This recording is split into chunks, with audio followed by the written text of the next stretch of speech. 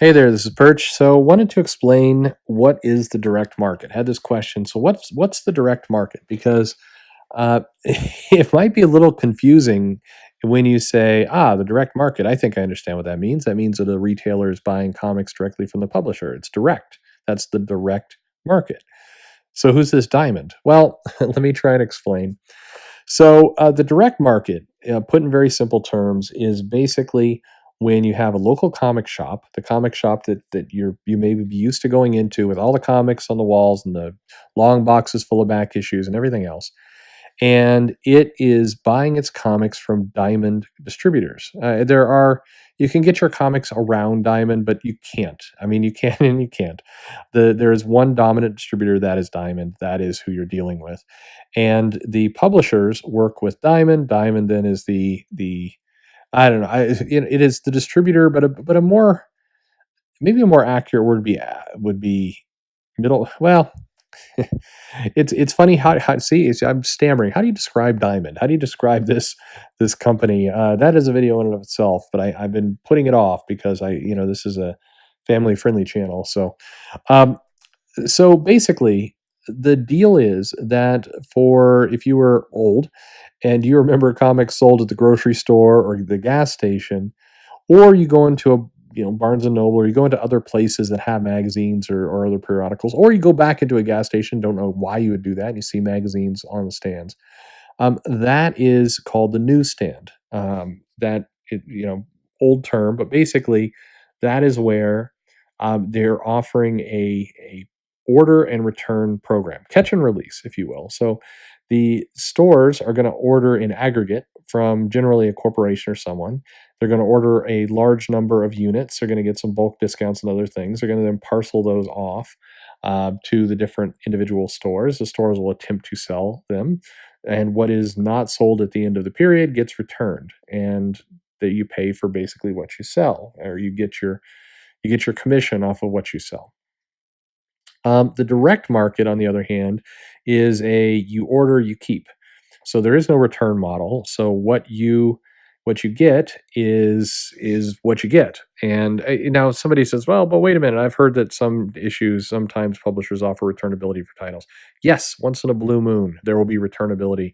Typically on things where there's some kind of bait and switch for the comic, or if there's a scandal or something is going on, or maybe a smaller publisher wants to offer an incentive to get people to try out the books, and they're going to offer some returnability on a limited basis, or a time boxed basis for that to happen. But generally speaking, the 99.9% of the time, the direct market is ordering comics. The benefit is that it's going to keep a little bit more of the pie. It's going to get easier ordering terms, usually without minimums or other things. So if you're a small comic shop and you have that one person who likes some title, and a couple came to mind. I'm like, I don't want to bag on anybody. So you've got you for whatever reason, you're one store and you cannot sell Superman at all. So you want to order just one copy of Superman for that one customer who comes in and gets Superman. Hey, direct market will typically let you do things like that. There are limits to what I just said. You have to stand up to at least a certain threshold typically of total comics, but we can get into that later. Then the comics come in, you sell them or you don't, and what you don't sell goes into back issue, or you try to get rid of them another way. So this system, there's a lot of reasons why this was put in place. So there's a lot of history on the internet. You can go and to look about how this market got started and where it came about. The short answer is the 80s, although technically the 70s, but really in the 80s, the direct market saw some life. And there were a bunch of reasons for this. Why, what were the benefits to the direct market? I mean, a big one was, as they say, you got a deeper discount. So if you were able to, and this worked for both the publishers and the stores, if you were going to purchase these comics and take the risk, you got to have more of the reward if the comic sold. For a small business where the owners were typically collectors, maybe understood the product at a deeper level than, say, a bookstore owner or a gas station that's carrying magazines because they have to, that gas station attendant, that owner of that chain really doesn't want to understand, why does, Cosmo sell better than GQ? in that particular region. They don't want to know these things, so they just want to have some magazines come in, fill the shelves, and have them go out, and they're comfortable with a small little bit of little bit of profit on there. Whereas the direct market was offering much more, which fit that audience. The other issue I think was timing. So the newsstand market was kind of notorious for being late. So the direct market could come early, and comic shops saw this as an interesting advantage. In addition to taking the risk, they could have the comics on the shelves a week or two earlier than the grocery stores and the gas stations. And so it gave them, for comics collectors, they could kind of market, you can get it here first. And in the late 80s, this was something a lot of comic shops did, is they said, are you hooked on this story? Well, get it before anyone else. And that's an appealing message to get out. Um, and I think the other part was, and you saw a bit of this. People, I think, give it too much credit for driving the direct market is adult content. So, yes, there were plenty of underground comics, plenty of adult type comics, things that might have nudity or language or other things, and grocery stores aren't going to carry those for a lot of reasons. So the direct market could have these comics and could sell them to people who were really hankering for cherry or whatever was going on at the time. And all that's great, but a lot of people have made a very big deal about, hey, the adult content really drove the direct market. And that's just not true. It was part of it, certainly, but not price and then timing. I think were the number one and two for a lot of people. But anyway, so the direct market gets going, and in particular, and this is now going into the depths of my memory. I think Marvel really liked it in the early '80s. They tried some direct market only titles. There were several, and then DC quickly followed suit. And these were comics that probably the newsstand has to catch people really quickly because it's more of a fickle audience, a transient audience. So they were able to cultivate some new characters, some new stories, some new creators through the direct market that probably wouldn't have gotten a chance otherwise. And in particular, I think the X-Men absolutely benefited from the direct market in a major way. And I think there's a lot of artists that kind of got big. Bill Sienkiewicz, I think he probably benefited significantly from the direct market of really being able to speak directly to fans. I mean, big talents in comics were going to come out one way or another anyway, but the direct market allowed for some of these projects to kind of get cultivated to a smaller audience and grow in popularity and then be quite strong. So, um, I think things went along. I'll do another video about the whole Heroes World kind of debacle and insanity, and that ties into Diamond and kind of how things go. Um, the problem with the direct market is it leaned in a little bit too much to the idea of collectability, and this was something that if you came into it in the 80s and then you watched it grow, and then as time went into the 90s, you started to worry a little bit about the drumbeat of collectability. And this was where the direct market was really saying, for the collectors and for speculators and for people buying multiple titles, leaving them in bags and boards. I mean, this is kind of that that farm to really create that market. And it's hard to explain unless you really live through it. But you could see the train coming when this going, because at the same time, newsstand sales are declining, and naturally, I mean, people are becoming a little bit more mobile. We hadn't had the tech boom yet, but it's coming. You're getting Nintendo. You're getting a bunch of other competing things for entertainment.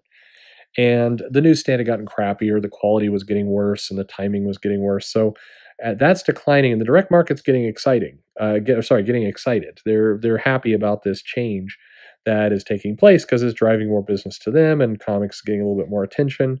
But this whole underlying the collectors, this is really for collectors. You could see this bubble kind of starting to pop, or getting primed to pop. Most people were looking at it with a little bit of fear, and then the whole image boom happened, and a lot of titles came in, and collectability. You are a comics collector. All these shows and these stories about people going up into grandma's attic and finding boxes of original Superman and becoming millionaires, and you just had a very kind of weird collector mentality come, and that really was hooked to the direct market in the sense that people were going to comic stores. Comic stores became a more kind of thing in people's minds, and the for a lot of reasons. We'll talk about the bust another time, but there were just not there were not any there wasn't any infrastructure, I think, to really sustain the bubble. Very much like the tech bubble in the 90s, where you had a lot of speculation, a lot of hype around something, but not the infrastructure to really keep it together. And so mid 90s, you had the direct market getting just taking a beating with a lot of things happening at once. A bunch of very kind of bizarre moves from Diamond and a company called Capital City at the time. Very, kind of very, very aggressive moves that were being made. And then you have Marvel purchasing Heroes World, which was, a distributor behind, they were along with Diamond and, as I mentioned, Capital City at Heroes World, who was trying, they had a decent system there, but it was not going to survive. It was going to struggle. And so Marvel thought, I'm going to self distribute, and so they went exclusive with Heroes World. So Heroes World goes only in on Marvel, and that caused a kind of a domino effect in the direct market that caused a bunch of the smaller guys to vanish, and Capital City, gets murdered. Ultimately, um, Marvel, that was a bad move for Marvel, who winds up kind of coming back, although they never describe it this way, with their tail between their legs a little bit. um, and Diamond gets to be the dominant direct market distributor, and they did nothing. Nothing can get done outside of that. So that leads us a little bit to today, although that is probably is a probably good prologue video to the next video around what's going on with Diamond and what's coming next. But anyway, that was a a short-ish stroll down what is the direct market. So if you hadn't heard of that phrase before, or you've kind of been wondering what's the direct market, there you go. Hopefully you know it a little bit better now, and it makes some sense. Why they call it direct market? It made sense at the time, like a lot of things. So, more to talk about, a lot more details in there than what I just rattled off. But hey, if you like what you heard, subscribe. You'll get to hear the next part. Hit the bell for notifications if you want to be bested, and leave me some comments below. Tell me I'm wrong. I forgot about that all important common ground distributors group from the late 70s that really were behind all this. Like, man, I just offended somebody for no apparent reason. Why did I do that? Anyway, um, hey, if you want a good joke on all this, go look up comic distributors, direct distributors online, and you'll find this table, and just look at all the ones that were acquired by Diamond. It's like acquired by Diamond, acquired by Diamond, acquired by Diamond. What it doesn't say is like driven to near bankruptcy by Diamond and then picked up on the cheap. It doesn't say that, but anyway, quite a little history there. Anyway, thanks for listening.